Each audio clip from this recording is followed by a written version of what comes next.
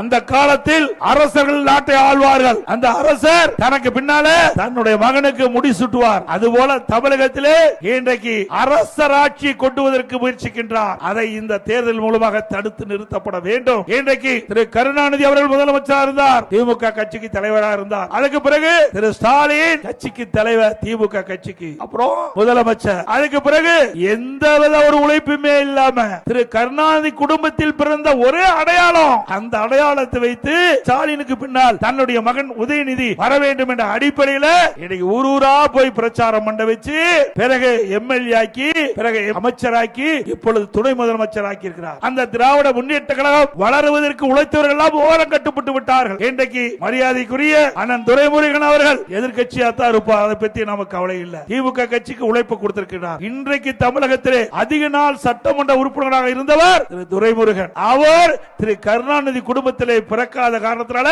அவருக்கு துணை முதலமைச்சர் கிடைக்கல.